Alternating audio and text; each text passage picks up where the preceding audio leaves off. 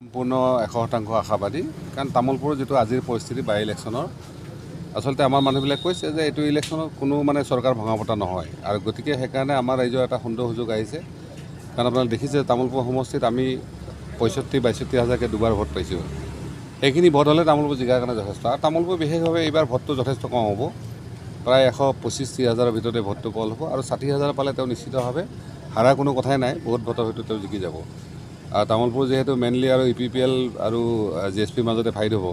আমি আশা ৰাখিছোঁ কমচে কম 80 হাজাৰ ভোট যাতে আমি কালেক্ট কৰিব পাৰোঁ এই ধৰণৰ এটা পৰিকল্পনা চলি আছে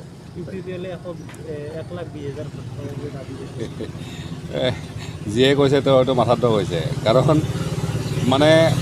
আজিৰ দিনত BJP আৰু EPPL লগ লাগিলেও ইয়াত চেঞ্চুৰী গোৱাব নোৱাৰে গতিকে যোৱাবাৰ আমাৰ GSP BJP EPPL চবৰে ছাপোৰ্ট থকাৰ পিছত কিমান পাইছে 75 হাজাৰ ভোট পাইছে আৰু সেই ভোটটো তাৰ যদি আমি মাইনাছ কৰি EPPLৰ ভোট মাত্ৰ 30-35 হাজাৰ আৰু বিশেষকৈ আমাৰ বড়ো জনগোষ্ঠীৰ ভোট যিহেতু 50 হাজাৰ মানহে আছে আৰু তেওঁলোকৰ এইবাৰ খুব বেছি 22 হাজাৰমান পল হোৱা চান্স আছে তাৰ ভিতৰত 5 হাজাৰ গণেশ গোসাঁই নিব আমি নিশ্চিত গতিকে সেইখিনি ভোট থাকিব আৰু আদাৰ BJP বা এনেকুৱা হিচাপত হয়তো 10-12 হাজাৰ ভোট হয় অৰ্থাৎ EPPL এইবোৰ 40,000 ভোট যদি ক্ৰছ কৰে তেওঁলোকৰ কাৰণে খুব ডাঙৰ কথা হ'ব এইবাৰ যিটো অংক কাৰণ কি বুলি ক'লে আমি বঙালী ভাইসকলৰ কথা পাতিছোঁ তেওঁলোকে কৈছে BJP চৰকাৰ আমি 100% আনিলোঁ কিন্তু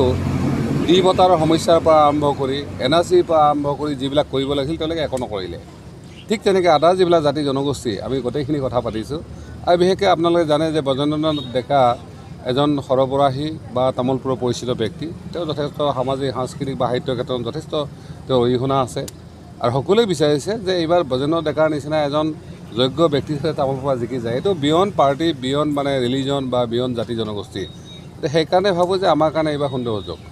গণেশ কছাৰী অভিযোগ কৰিছে যে অবৰো ভোট বিভাজনৰ কাৰণে আপোনালোকে পাৰ্টিত কৰিছে এইটো খুবেই হাস্যকৰ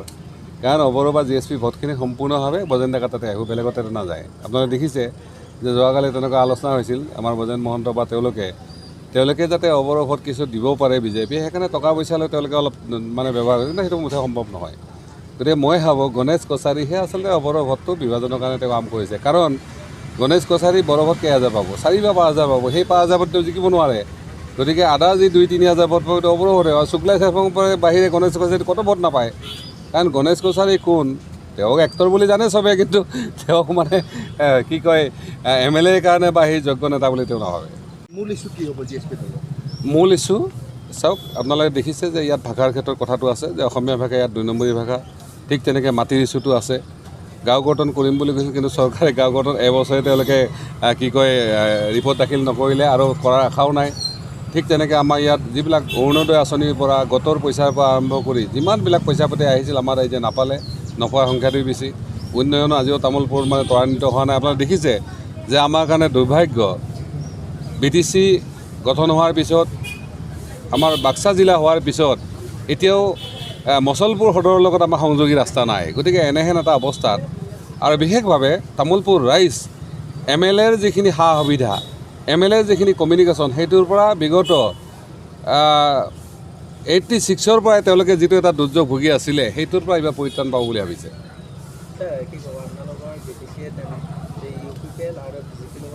BJP আৰু EPPL আপোনালোকে সুধিব যে আপোনালোকৰ যদি মিত্ৰতা আছিল আপোনালোকে কেলৈ GSP এটাও কেন্দ্ৰীয় নিদিলে 3টা সমষ্টি আছিলে যোৱা বিধানসভাতো তেওঁলোকে এটাও নিদিলে আমি তেওঁলোকক সহায় কৰিছিলোঁ যাতে চৰকাৰখন আহে এইবাৰ তেওঁলোকে কেলৈ এটা নিদিলে তেওঁলোকে জবাবটো ভালকৈ দিব পাৰিব আৰু যিহেতু আমি এলায়েন্স এনেই নামতহে থাকে পিকচাৰত থাকে কিবা থাকে কিন্তু যিহেতু প্ৰেক্টিকেলি নাই বা তেওঁলোকে আমাক কেন্দ্ৰীয় নিদিয়ে সেইকাৰণে দিয়া হৈছে ছাৰ বিভাজন হৈছে নেকি আপোনালোকৰ মাজত আমাৰ বিভাজন নহয় এইবাৰ আচলতে দেখিব যে তামোলপুৰত যোৱা 2টা MP ইলেকশ্যনত যিটো ভোট হৈছিল তাতকৈ বহুত বেছি ভাল ভোট কৰিব এইবাৰ GSP দলক এলাগী কৰা বুলি ক'ব নেকি যিহেতু আপুনি নাই এলাগী কৰাৰ কথা নাই কাৰণ এওঁলোকে হয়তো অংকটো দেখিছে GSP নহ'লেও জিকিব পাৰিব কিন্তু আপোনালোকে দেখিব GSP নোহোৱাৰ কাৰণে ভৱানীপুৰ গোসাইগাঁও তামোলপুৰ 3টা সমষ্টিতে হাৰিব মই আপোনালোকক সোধোঁ যদি বিগ 0 হয় যোৱা পৰহি তামোলপুৰত 12জন MLA মিনিষ্টাৰ আছিলে যোৱাকালি 22জন আছিলে আজি হয়তো প্ৰায় 35জন ক্ৰছ কৰিব অহাকালি হিমন্ত চাহাব আহিব আকৌ 25 তাৰিখে হিমন্ত চাহাব আহিব আৰু হয়তো পলিং হোৱাৰ আগদিনাও আহিব পাৰে CM এজনে 3-3বাৰ কেলৈ আহিব লগা 4-4বাৰ ঠিক তেনেকৈ MLA গোটেই ডিছপুখন উঠাই দি আহিছে EMGMৰ কথাটো মই নকওঁহে তেওঁলোক এনি টাইম আছে আমাৰ চিফ ডাঙৰীয়া এনি টাইম আছে তাৰপিছতো আপোনালোকে ক'ব খোজে নেকি যে GSP বিগ জিৰ'? নহয়, ৰাইজ আচলতে বিভ্ৰান্ত, ৰাইজ ঠিকেই বুজিছে, বিভ্ৰান্ত হয়তো আপোনালোক হৈছে বা আমাৰ যিবিলাক পলিটিচিয়ান তেওঁলোকে হৈছে। কাৰণ ৰাইজ কি বুলি ক'লে যে BTC কথাটো সম্পূৰ্ণ সুকীয়া, এছেম্বলি কথাটো সম্পূৰ্ণ, যেনেকৈ MPত আমাৰ কোনো এলায়েঞ্চ নাছিলে, গতিকে এইটো সম্ভৱ হয়। আজি দেখক যে মমতা দিদি আচলতে ভাৰতবৰ্ষৰ প্ৰধানমন্ত্ৰী কেণ্ডিডেট, বা তেওঁক আজিকালি NDAৰ ঘোৰ বিৰোধী বুলি ভাবে বা জানে চবে,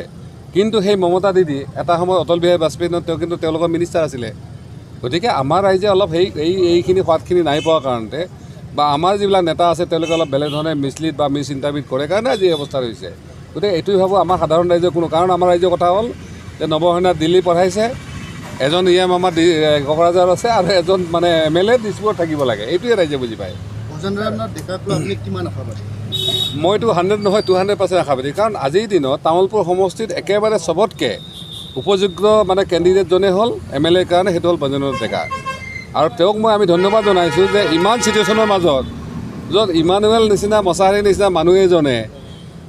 ইমান প্ৰেছাৰৰ পিছত তেওঁ মানে চাৰেণ্ডাৰ কৰিব লগা হ'ল। অকল চাৰেণ্ডাৰ কৰা নহয়, শেষত তেওঁ আকৌ তেওঁলোকৰ লগতে মিলিব লগা হ'ল। তাৰপিছত আপোনালোকে বুজক যে ভজেন্দ্ৰ ডেকাই যিখিনি আজি সাহস জতাইছে বা যিধৰণে ওলাই আহিছে, সেইটো বহুতৰ কাৰণে অসম্ভৱ কথা।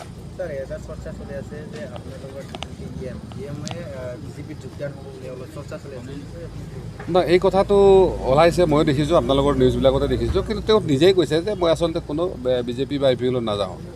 আৰু কিছুমানে কৈছে তেওঁ হেনো APPLতো যাব ওলাইছিলে। গতিকে তেওঁ যিহেতু স্পষ্ট কৰিছে তেওঁ ক'তো নাযায়, গতিকে মই ভাবোঁ ইয়াৰ ক'বলৈ একো নাই, কিন্তু তেওঁৰ ওপৰতো হয়তো প্ৰেছাৰ আছে, তাৰ কাৰণে তেওঁ হয়তো এইখিনি কৰিব লগা হৈছিলে।